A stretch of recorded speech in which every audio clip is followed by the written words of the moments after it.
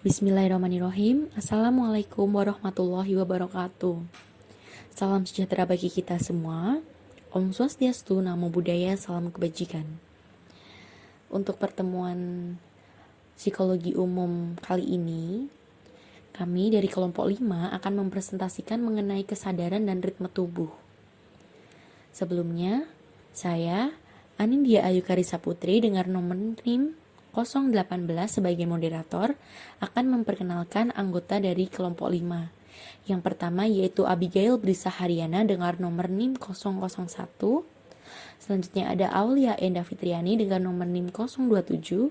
Dan ada Afilrus Abiruni dengan nomor NIM 029. Cakupan dari presentasi kali ini, yang pertama yaitu mengenai kesadaran, yang kedua mengenai ritme tubuh, yang ketiga mengenai obat psikoaktif, dan yang keempat mengenai hipnosis dan meditasi. Baiklah, untuk memanfaatkan waktu, alangkah lebih baiknya langsung disampaikan materi oleh teman-teman saya. Kepada teman-teman saya persilahkan.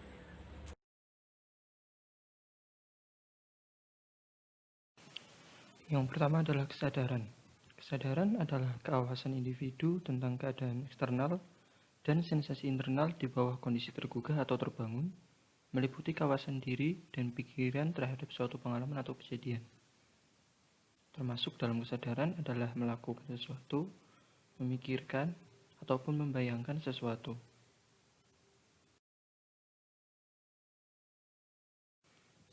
Kemudian tingkat keawasan seseorang. Yang pertama, kesadaran tingkat tinggi. Kesadaran tingkat tinggi adalah kesadaran yang menjadikan fokus atau konsentrasi, sehingga seseorang bisa melakukan sesuatu hal dengan fokus dan konsentrasi. Contoh, ketika seseorang mengerjakan soal matematika dengan sangat serius, sehingga dia tidak mendengar ketika dipanggil oleh sekelilingnya. Yang kedua, kesadaran tingkat rendah. Kesadaran ini berjalan secara otomatis, tidak memerlukan banyak perhatian ataupun fokus. Contoh kesadaran ini yaitu melamun dan membayangkan sesuatu. Yang ketiga, kesadaran yang dapat berubah. Kesadaran ini terjadi ketika seseorang terlihat berbeda karena dipengaruhi hal-hal tertentu. Contoh, ketika seseorang mabuk minuman keras, berhalusinasi, atau terkena hipnosis. Yang keempat, keawasan bawah sadar. Nah, keawasan ini termasuk keawasan yang rendah. Munculnya karena suatu hal yang tiba-tiba. Contoh, ketika kita dalam suatu masalah tiba-tiba muncul sebuah ide, atau ketika kita sedang di dalam tidur dan kita bermimpi. Kemudian yang kelima adalah keawasan yang tidak terasa, yaitu ketidaksadaran. Nah, ketidaksadaran terjadi saat seseorang kehilangan kesadarannya karena fungsi sistem kesadarannya tidak bisa menerima sesuatu. Contohnya adalah ketika kita pingsan dan ketika kita sedang dibius.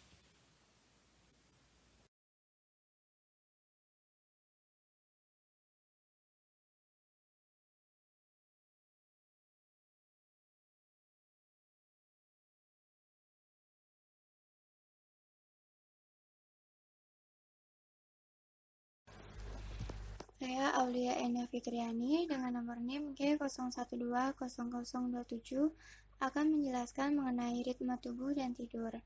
Ritme biologis manusia dibedakan menjadi dua, yaitu ada ritme sirkadian dan juga desinkronisasi jam biologis.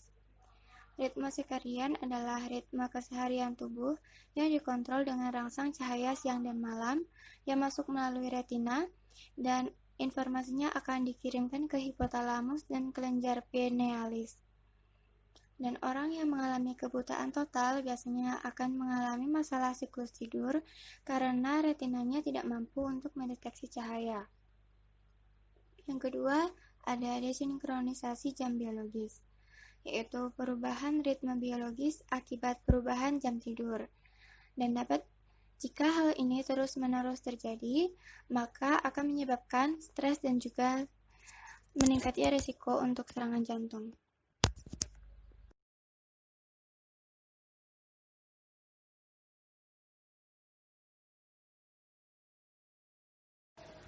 Nah, kenapa sih kita itu perlu tidur? Dengan tidur, kita bisa mengisi ulang energi, mengistirahatkan tubuh, memperbaiki tubuh dan otak setelah lelah.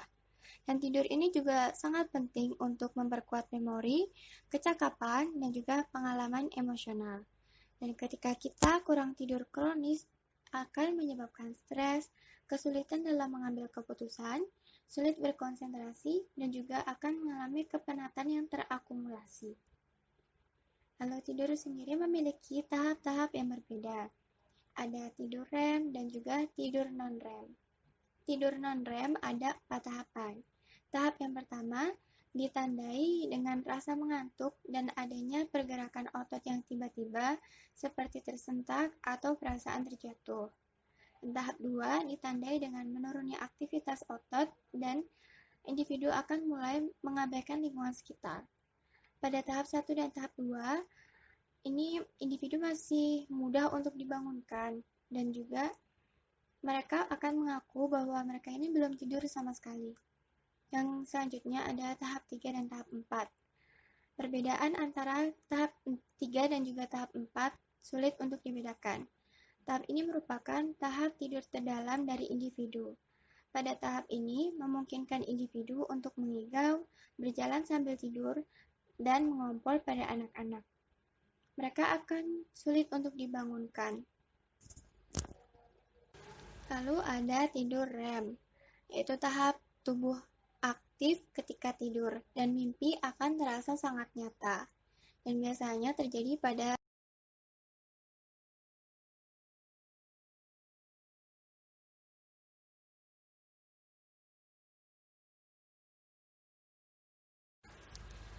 selanjutnya ada gangguan tidur. Gangguan tidur yang pertama ada insomnia, yaitu gangguan sulit tidur.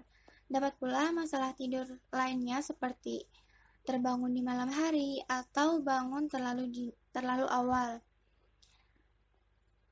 Lalu yang kedua ada somnambulisme, yaitu berjalan saat tidur. Dan orang bisa berjalan saat tidur ketika orang berada pada tidur yang terdalam.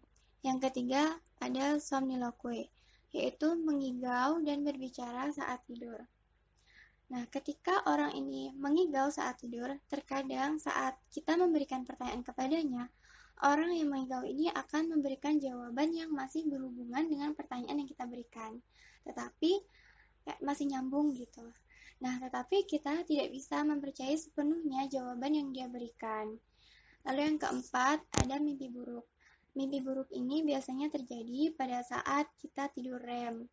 Dan mimpi buruk itu biasanya seperti keadaan bahaya, kayak dirampok, terus terjatuh, seperti itu. Dan dapat berasal dari pengalaman-pengalaman di masa lalu. Yang kelima, ada narkolepsi. Narkolepsi yaitu perasaan mudah tertidur dalam setiap kondisi. Jadi penderita narkolepsi ini bisa tidur sewaktu-waktu, bisa saat dia berdiri, bisa saat dia sedang berbicara, seperti itu. Dan orang yang menderita narkolepsi biasanya pada siang hari dia akan merasa sangat lelah. Dapat disebabkan oleh emosional yang ekstrim. Lalu yang keenam ada apnea tidur, yaitu sumbatan atau gangguan pernapasan dan otak saat tidur. Jadi orang yang menderita apnea tidur akan terbangun untuk bernapas dengan baik, dan biasanya penderita apnea tidur ini nggak sadar kalau dia bangun ketika dia ini bangun untuk bernapas. Mimpi. Ada pendekatan psikodinamik Freud. Freud berpendapat bahwa mimpi dapat menjadi kunci untuk memasuki pikiran tidak sadar manusia. Freud membedakan antara isi termanifestasi dan isi laten. Isi termanifestasi adalah isi permukaan mimpi yang mengandung simbol-simbol mimpi yang menyamarkan arti mimpi yang sebenarnya. Sementara isi laten adalah isi mimpi yang tersembunyi, bersifat tidak sadar dan merupakan arti mimpi yang sebenarnya. Lalu ada teori kognitif tentang mimpi, yang menyebutkan bahwa kita dapat memahami proses bermimpi dengan menerapkan konsep kognitif yang sama dengan saat kita mempelajari pikiran dalam kondisi terjaga. Teori kognitif tentang mimpi berpendapat bahwa mimpi seharusnya dipandang sebagai sejenis stimulasi mental yang berisi sangat mirip dengan pikiran sadar manusia. Yang terakhir ada teori aktivitas sintesis tentang mimpi. Menurut teori aktivasi sintesis tentang mimpi, mimpi terjadi ketika korteks cerebrum memadukan sinyal neural yang dihasilkan dari aktivitas pada bagian otak yang lebih rendah. Mimpi dihasilkan dari otak untuk menemukan logika dalam aktivitas otak yang acak ketika tidur. Sekian dari saya dan selanjutnya akan dilanjutkan oleh teman. Baik, bertemu lagi dengan saya Anindya Ayu nomor NIM 18 akan menjelaskan mengenai obat psikoaktif.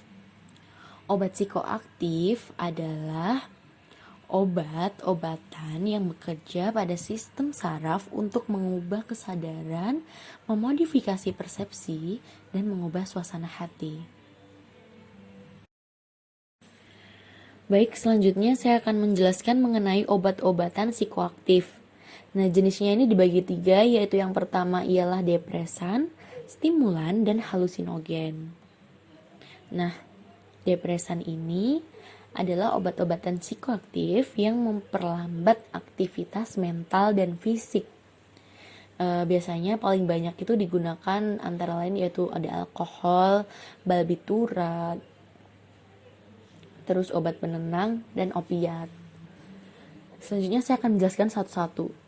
Alkohol. Nah, pengguna alkohol ini biasanya menimbulkan efek yang mengejutkan, seperti tiba-tiba menari, berbicara, bersosialisasi sendiri setelah beberapa saat ia meminumnya.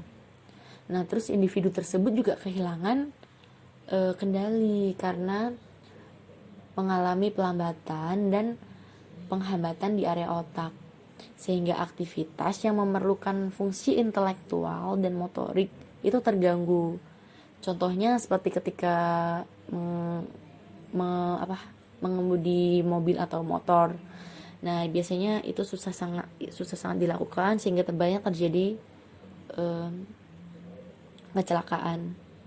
Nah, alkoholisme ini adalah gangguan yang memperlihatkan konsumsi alkohol dalam jangka panjang tidak terkontrol, berulang, berlebihan, yang dapat merusak kesehatan sosial peminum. Nah, efeknya fisiologis dan perilakunya ada banyak banget. Contohnya yaitu pandangan kabur, ucapan terganggu, sensasi dan persepsi berkurang, intelektual terganggu, koordinasi motorik dan refleks terganggu, keseimbangan terganggu, aliran darah ke kulit meningkat sehingga menyebabkan hilangnya panas tubuh, keringat, semangat, detak jantung meningkat juga, seperti itu. Yang kedua yaitu barbiturat. Nah, barbiturat ini adalah obat depresan yang menurunkan aktivitas sistem saraf pusat seperti nembutal dan sekonal. Nah, barbiturat ini menyebabkan kerusakan memori dan dapat menyebabkan gangguan dalam mengambil keputusan.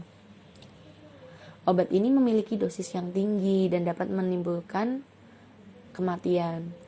Biasanya digunakan untuk bunuh diri.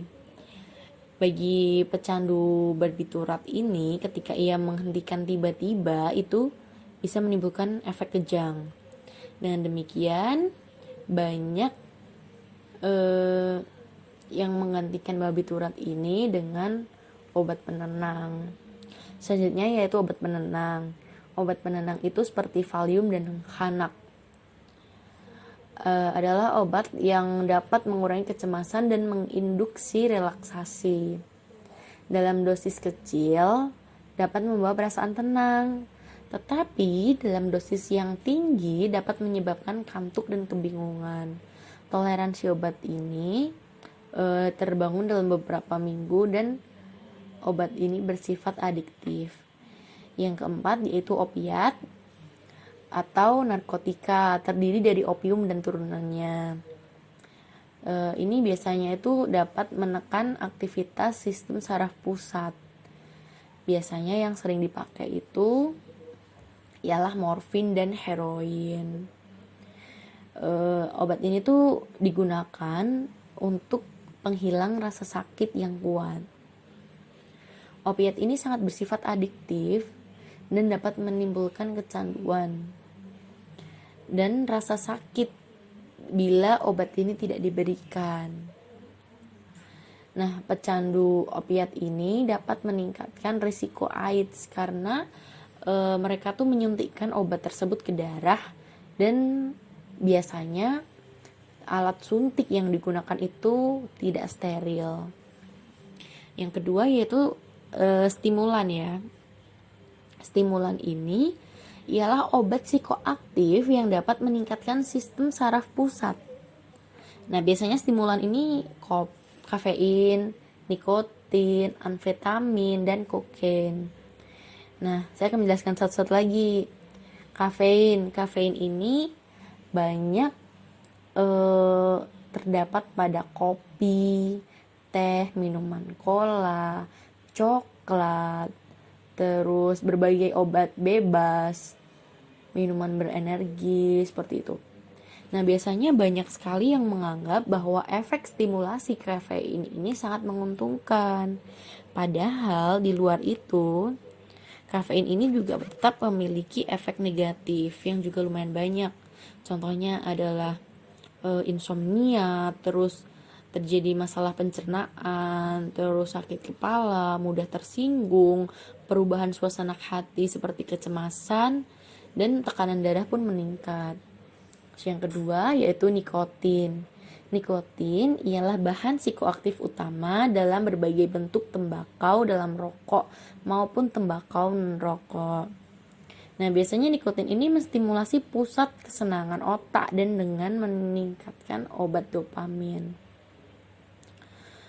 Terus nikotin ini ialah ancaman tertinggi bagi kesehatan.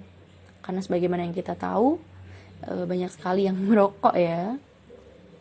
Terus terdapat juga efek fisiologi dan perilaku nih bagi pengguna nikotin. Yang pertama yaitu atensi kesiagaan meningkat, terus detak jantung dan tekanan darah pun meningkat, perokok kehilangan selera makan karena pelokok kehilangan selera makan terhadap karbohidrat. Terus apabila wanita hamil ya, ini nikotin ini bisa masuk ke dinding plasenta melalui ketuban, sehingga mempengaruhi kehamilan. Terus ada otot lebih rileks, cemas, mudah marah, rasa marah menurun. Terus yang ketiga ada amfetamin. Amfetamin ini biasa disebut upper, adalah obat stimulan yang digunakan untuk meningkatkan energi, membuat tetap terjaga, dan menurunkan berat badan. Obat terlarang yang paling membahayakan ini ialah kristal metafetamin atau biasa disebut dengan sabu-sabu. Nah, sabu-sabu ini biasanya digunakannya dengan cara diisap, disuntik, ditelan. Nah, biasanya pengguna sabu-sabu ini ketika pertama kali itu merasakan efek yang sangat euforia atau sangat bahagia begitu. Terus yang keempat ada kokain. Kokain ini berasal dari tanaman koka dari Batavia dan Peru. Biasanya ini dihirup ya atau disuntikan dalam bentuk kristal atau bubuk yang menimbulkan efek berlangsung selama 15-30 menit berupa rasa euforia juga. Jadi dia tuh merasakan sangat bahagia. Serbuan ini mengosongkan neurotransmitter dopamin, serotonin, norepinefrin otak, perasaan terganggu, dan suasana hati yang tertekan. Terus yang kelima ada ekstasi atau biasa disebut MDMA. Nah, ini bersifat stimulan ya, sekaligus halusinogen. Orang menyebut ekstasi itu empatogen karena di bawah obat ini pengguna merasakan kehangatan bila bersama orang lain.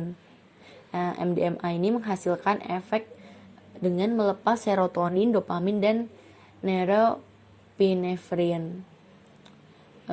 Pengguna MDMA skala tinggi akan memperlihatkan defisit kognitif. Terus yang terakhir, yang ketiga, yaitu ada halusinogen.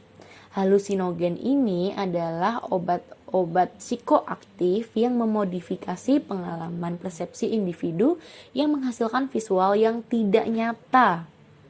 Sering disebut dengan psikedelik dari bahasa Yunani yang berarti pembuka pikiran. Contohnya ada marijuana dan LSD. Nah, marijuana ini apa sih? Marijuana ini ialah daun dan bunga Cannabis sativa. Nah, pasti udah tahu ya Cannabis sativa apa. Ya, Cannabis sativa adalah ganja yang dikeringkan. Nah, terus bahan aktif dalam ganja itu namanya THC. THC ini delta 9 tetrahidrocannabinol. Efek yang ditimbulkan ini yaitu detak jantung meningkat, tekanan darah, mata merah, batuk, mulut kering. Terus efek psikologisnya juga muncul juga, seperti rasa terangsang, depresif, dan halusinasi sedang. Nah, semua ciri itu menjadikan sulitnya masuk ke klasifikasi tertentu. Ganja dapat memicu ide spontan yang acak, persepsi waktu dan tempat yang menyimpang, sehingga sensitivitas bau, rasa, warna, serta perilaku verbal tidak menentu. Obat ini juga merusak atensi dan memori. Jadi, pengguna marijuana ini sangat susah diprediksi emosinya begitu. Terus yang kedua yaitu ada LSD. LSD ini ialah lysergic acid diethylamide. Nah, ini adalah halusinogen dosis kecil yang bisa menghasilkan persepsi luar biasa. Objek dan bentuk dan menjadi bersinar. Warna berubah cepat, gambar yang menunjukkan dapat terlihat. Gambar yang diinduksi oleh LSD terlihat menyenangkan dan kadang fantastis. LSD juga dapat mempengaruhi orientasi waktu yang singkat, sehingga semenit bisa terlihat berjam-jam bahkan berhari-hari. Pengguna LSD yang buruk dapat memicu cemas, ekstrim, paranoid, dan dorongan untuk bunuh diri serta melakukan pembunuhan. Dan banyak banget nih pengguna LSD ini merasa bahwa dirinya ini parno banget karena halusinasi tadi, dan waktu yang dirasakan dia tuh lama begitu. Nah, selanjutnya saya akan menjelaskan mengenai dampak penggunaan obat psikoaktif. Nah, dampak yang pertama yaitu ketergantungan fisik. Nah, ketergantungan fisik ini biasanya dirasakan ketika penghentian konsumsi obat yang tidak mengenakan. Jadi, dia bakalan merasakan kesakitan di fisik. Terus yang kedua ada ketergantungan psikologi. Nah, ini hasrat untuk mengulangi penggunaan obat bagi alasan emosional. Entah dia itu ingin bahagia karena ketika menggunakan itu dia merasakan bahagia, perasaan sejahtera, atau ketika menggunakan itu dia mengurangi stres dengan alasan seperti itu. Nah, terus perpaduan antara kedua ini, antara ketergantungan fisik maupun psikologis terhadap obat tertentu, itu biasa disebut dengan kecanduan. Nah, terus ada juga disebut toleransi. Toleransi ini apa sih? Toleransi itu kebutuhan mengonsumsi obat dalam jumlah yang lebih banyak untuk efek yang sama. Contohnya begini, misal si A ini mengonsumsi Valium 5 gram, tapi setelah setahun atau 6 bulan pemakaian awal itu, si A ini mengonsumsi menjadi 2 kali dosis awal, padahal efeknya sama. Itu namanya dampak toleransi. Jadi semakin lama dia ingin semakin lebih banyak gitu. Begitu, sekian dari saya. Terima kasih. Saya Abigail Brisa Haryana, nomor 601 di sini akan menjelaskan tentang hipnosis dan juga meditasi. Yang pertama, kita akan membahas tentang hipnosis. Dalam pengertiannya sendiri, hipnosis adalah kondisi psikologis atau atensi dan kawasan yang mungkin berubah ketika individu menjadi sangat reseptif terhadap sugesti yang diberikan. Atau pengertian lainnya adalah di mana hipnosis ini sebuah prosedur seorang praktisi mensugestikan perubahan sensasi, persepsi, pikiran, perasaan, atau perilaku dari subjek. Nah, kita selanjutnya akan membahas tentang langkah-langkah dalam hipnosis yang meliputi 4 langkah, di mana ahli hipnosis ini akan yang pertama meminimalisasi gangguan dan membuat individu yang akan dihipnotis itu nyaman. Ini secara singkatnya adalah relaksasi ya, seperti yang disebutkan dalam presentasi kami. Yang kedua, memberitahu kepada individu tersebut untuk berkonsentrasi pada sesuatu yang spesifik, seperti membayangkan pemandangan atau memperhatikan detak jam. Jadi lebih ke pengarahan konsentrasi, seperti itu teman-teman. Lalu yang ketiga, menginformasikan kepada individu mengenai hal yang mungkin dirasakan ketika berada dalam kondisi yang terhipnosis, seperti mungkin akan relaksasi atau sensasi yang tenang, yang menyenangkan. Contohnya seperti itu. Dan yang keempat, berarti yang ketiga tadi kita bisa katakan itu sebagai suatu penyiapan gitu ya. Yang terakhir ini atau yang keempat ini itu pemberian sugesti, dimana individu ini, ahli hipnosis ini memberikan sugesti kejadian atau perasaan tertentu yang dimana akan terjadi untuk mengobservasi suatu kejadian. Jadi contohnya adalah mata Anda akan semakin rileks, lalu akan semakin terlihat lelah, lalu akan semakin tertutup, mata Anda akan tertutup. Nah, contohnya seperti itu. Jadi ketika efek yang digambarkan itu terjadi, individu ini akan menginterpretasikan hal tersebut sebagai hal yang disebabkan oleh sugesti ahli hipnotis tadi, lalu menerimanya sebagai indikasi bahwa sesuatu itu sedang terjadi gitu. Nah, yang selanjutnya kita di sini akan membahas sedikit tentang variasi individual dalam hipnosis, di mana sebenarnya individu itu kita bisa bandingkan bisa dihipnosis atau tidak itu ketika kita, jadi tidak ada cara yang mudah, namun kita bisa mengetahuinya dengan ya kita melakukan hipnosis terhadap individu tersebut. Nah, terdapat di presentasi kami di mana di situ dijelaskan bahwa hypnotizability, maaf bila pengucapan saya salah, itu adalah kadar kemampuan orang dalam responnya ketika diberikan hipnosis. Ini disebutkan oleh Enau dan juga Devinolu, sekali lagi maaf bila pengucapan saya salah, pada tahun 2013, di mana di sini tuh menjelaskan bahwa tingkat tertentu respon individu yang diubah dengan cara ketika dihipnosis tadi. Jadi mungkin ketika seorang individu itu memiliki kemampuan untuk membenamkan diri dalam aktivitas imajinatif, contohnya seperti ini, ketika kita punya pengalaman untuk memahami suatu penggalan musik, atau kita terjun di dalam aktivitas imajinatif sebuah novel yang kita baca, mungkin individu itu atau kita, tadi saya mengindikasikannya sebagai kita, mohon maaf, itu kandidat orang yang mudah untuk dihipnosis. Jadi ini sudah disebutkan oleh Spiegel tahun 2010. Lalu kita sedikit membahas terkait dengan kondisi kesadaran yang terbagi.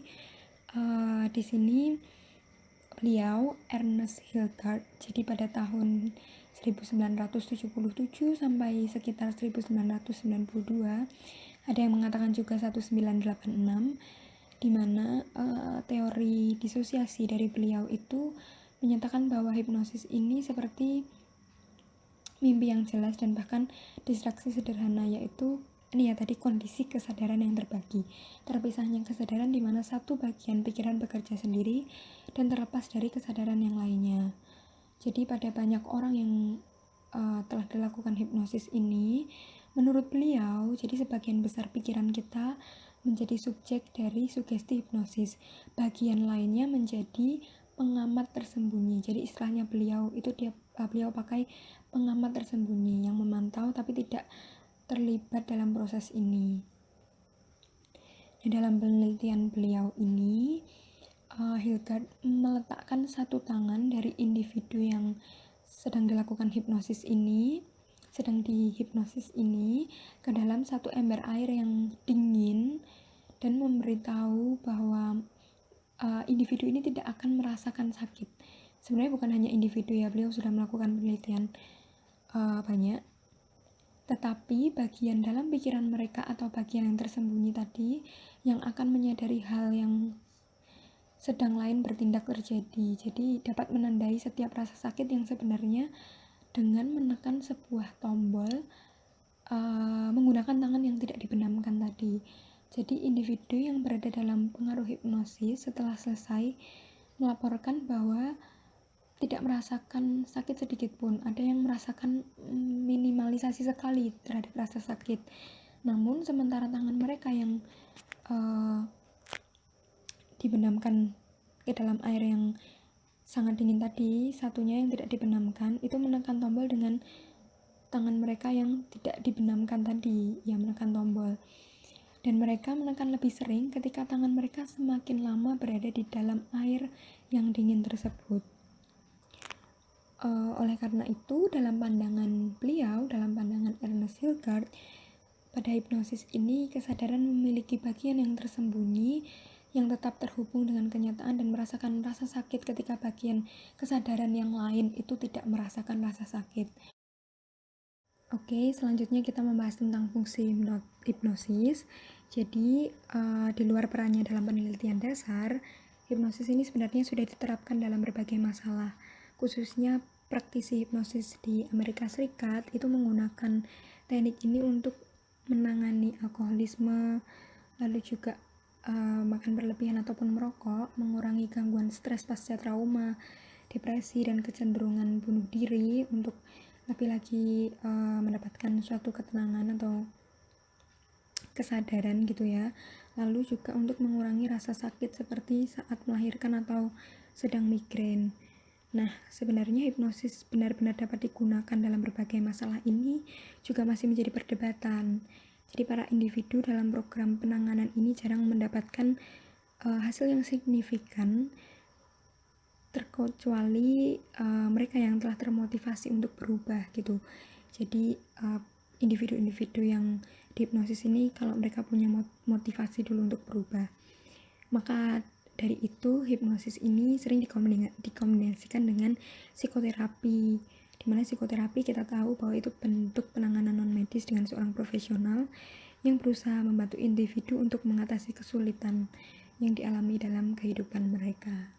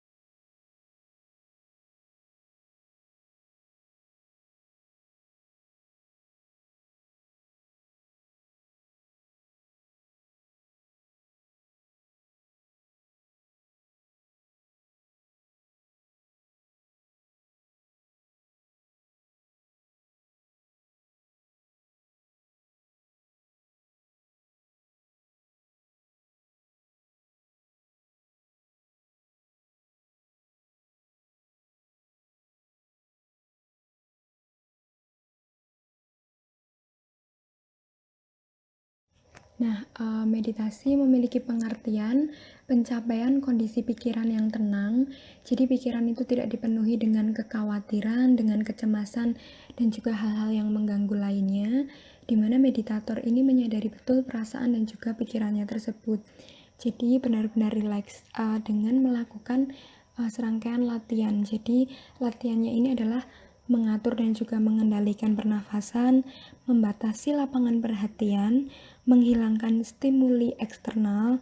Kita juga mengambil posisi tubuh yang rileks, contohnya adalah posisi tubuh yoga, dan juga membentuk citra mental terhadap suatu peristiwa atau simbol.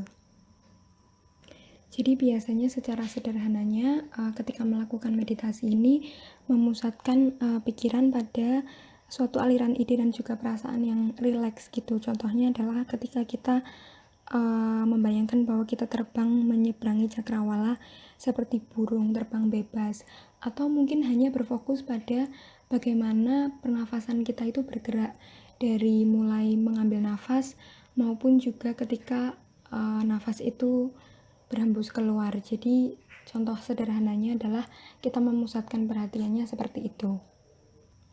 Nah, meditasi ini kita tahu bahwa tidak hanya sekali kita melakukannya lalu kita merasakan pikiran itu benar-benar rileks dan juga mencapai suatu ketenangan.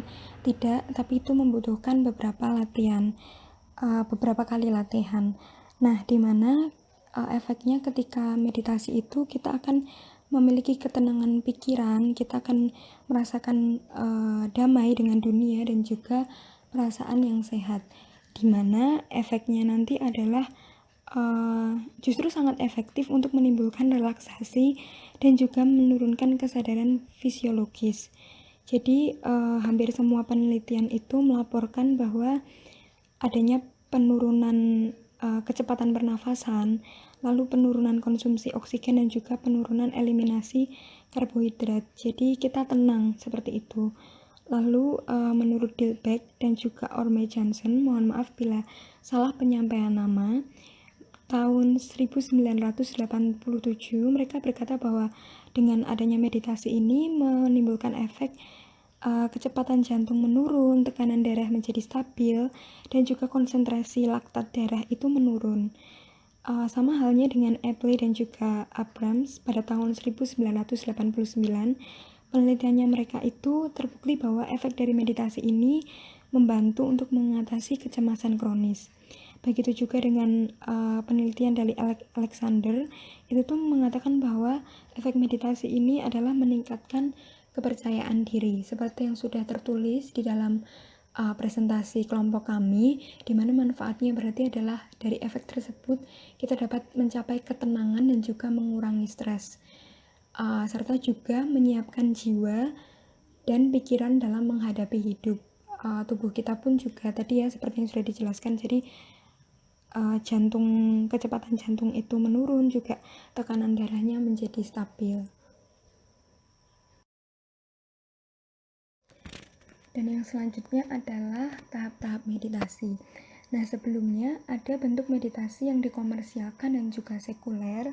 Jadi sudah diperkenalkan secara luas di Amerika Serikat dan juga negara-negara yang lain, di mana namanya adalah meditasi transendental atau singkatnya TM. Ini sudah dikembangkan pada tahun 1973, di mana meditasi ini untuk relaksasi seperti itu. Nah, kita akan mengulas lebih lanjut dengan tahap-tahapnya seperti apa. Yang pertama adalah kita menemukan tempat yang nyaman, tempat yang tenang, dan juga kursi yang nyaman. Di sini sebenarnya tidak menekankan kursi tersebut, tapi menekankan di mana kita benar-benar menemukan tempat yang nyaman. Misal kita bisa duduk di atas bantal, atau mungkin kita ada di tempat yang terbuka seperti gambar di awal tadi ya yang sudah ditunjukkan dalam presentasi kami. Itu bisa teman-teman. Lalu yang kedua, kita bisa duduk di tengah kursi atau duduk dengan posisi yang benar-benar kita enjoy, bantalnya ditengahin atau benar-benar istilahnya adalah relaksasi. Lalu kita meletakkan dagu kita merapat ke dada. Jadi bukan semata-mata atau literally benar-benar merapatkan dagu kita ke dada, tapi benar-benar rileks ya. Kita nggak perlu untuk terlalu mendongak ke atas ataupun terlalu ke bawah, tapi rileks. Lalu meletakkan kedua tangan kita di pangkuan paha dengan posisi yang juga benar-benar rileks. berarti kita merelaksasikan semua otot, mulai dari kaki, dimana kita tadi duduk, makanya kita cari posisi duduk yang benar-benar nyaman, ke tubuh kita, ke tangan kita, sampai ke wajah kita, semuanya dibuat relaksasi. Lalu kita menutup mata kita. Nah, untuk beberapa kasus, jadi ada meditator yang memang mereka tidak bisa berfokus, mereka ada di kondisi yang terbuka, mereka ingin melihat alam yang terbuka, dan mereka fokus terhadap hal itu, jadi tidak perlu menutup mata, itu pun tidak apa-apa. Tapi untuk sebagian besar meditator itu selalu menutup mata. Di sini dimana meditator itu supaya mereka mendapatkan titik kefokusan gitu. Lalu yang ketiga, ya kita bernafas melalui hidung, lalu kita memperhatikan nafas kita, atau kita fokus pada nafas kita gitu. Jadi tiap kali kita menghirup dan juga menghembuskannya ke udara, kita memperhatikan sensasi udara yang mengalir di dalam tubuh kita ini. Jadi kita merasakan benar-benar pernafasan kita itu seperti apa secara tenang, tidak perlu nafas terlalu terengah-engah atau terlalu lambat, tapi juga benar-benar relaksasi gitu ya. Jadi kita benar-benar merasakan dimana kita paru-parunya jadi mulai terisi, lalu mulai kosong. Contohnya adalah seperti itu. Nah, kita bisa siasati dengan ketika kita menarik nafas, kita istilahnya 1 detik gitu. Kita bilang 1 gitu ketika kita menarik nafas. Lalu ketika menghembuskannya kita juga bilang 1. Nah, seperti itu. Jadi benar-benar relax gitu ya, teman-teman. Lalu setelah itu adalah setelah kita fokus beberapa kali tarikan nafas, jadi tidak hanya kita menghirup, menghembuskan lalu selesai, tapi kita beberapa kali tarikan nafas, kita mencobanya berulang-ulang sembari memilih satu emosi yang ingin kita rasakan, seperti cinta, kesabaran, atau kebahagiaan. Jadi kita pertamanya itu adalah fokus dulu terhadap pernafasan kita tarik nafas, kita hembus nafas, itu kita benar-benar mengalami relaksasi, kita benar-benar memperhatikan sensasi udara yang mengalir. Nanti setelah itu kita baru bisa merasakan emosi. Jadi kita bisa memilih satu emosi seperti kesabaran atau kebahagiaan atau cinta, dan itu kita bisa mencoba dengan kata yang berbeda-beda untuk memilih kata yang membantu. Jadi kita bisa menentukan ya, kita mau mana dulu.